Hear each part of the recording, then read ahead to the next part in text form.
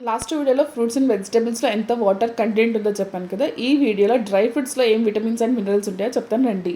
ఆల్మండ్స్లో vitamin E essential antioxidants ఉంటాయి. క్యాషూస్లో మనకి vitamin E, B6, protein and magnesium ఉంటుంది. రైసన్స్లో మనకి గుడ్ సోర్స్ ఆఫ్ ఐరన్ ఉంటుంది అండ్ అనీమియా ప్రాబ్లం వాళ్ళకి బాగా హెల్ప్ అవుతుంది. పిస్తాష్లో మనకి oleic acid, antioxidants, vitamin E, copper, magnesium, iron, selenium and zinc లాంటివి ఉంటాయి. డేట్స్లో మనకి high amount of fibre and iron ఉంటుంది.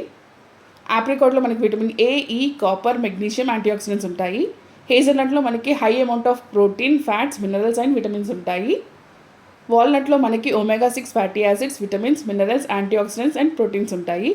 ఫిగ్లో హై అమౌంట్ ఆఫ్ న్యూట్రియంట్స్ ఉంటాయి.